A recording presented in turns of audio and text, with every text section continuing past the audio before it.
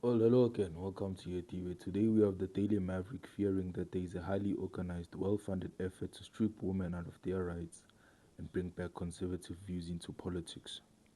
Aware of it, but the world is splitting in two. One grouping, led by countries in Western Europe like France and Spain, supports women's rights and progressive rights more widely. The second grouping, led by the USA and Russia, is trying to roll back these rights globally. It's a highly organized and well-funded campaign. I'm Rebecca. For the sake of directing the conversation to a philosophical discussion, let us take Rebecca on her word and believe that there are indeed shadowy organizations receiving billions of dollars from Russia and the US specifically.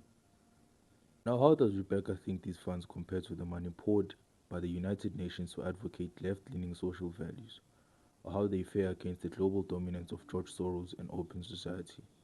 Now, to drill the point to that, how about the entirety of the entertainment industry and the insistence of pushing a certain social political narrative? It seems that even when assuming that Rebecca's assessment is thoroughly accurate, she's simply concerned by the fact that the socially right brought a gun to a gunfight. Therefore, the men and women funding these organizations have as much to be ashamed of as the donors of the left. The two sides should be judged on their merit of their values.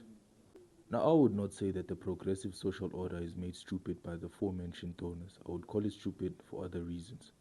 Looks like it's the work of a South African organization, but it's not. It's the product of a right-wing advocacy group called Citizen Go, which claims 17 million members worldwide. This is just one in a network of shadowy organizations with innocuous names, receiving billions in largely US and Russian funding that have sprung up over the past decade with two major aims: to strip women of their rights and to restore conservative values to politics.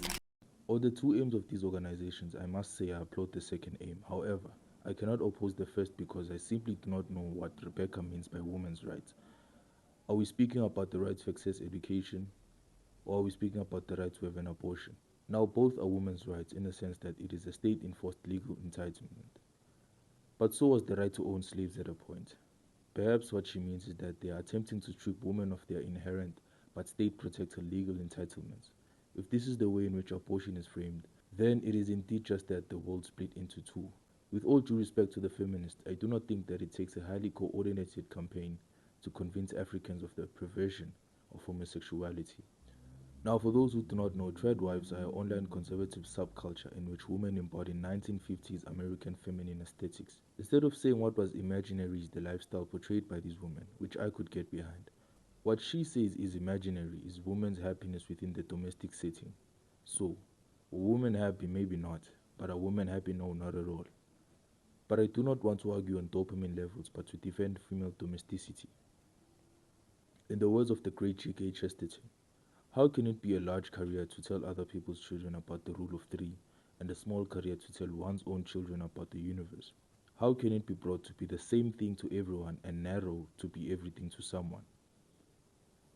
No, a woman's function is laborious, but because it is gigantic, not because it is minute. The split described by Rebecca is not rooted in a disagreement over where women find greater happiness.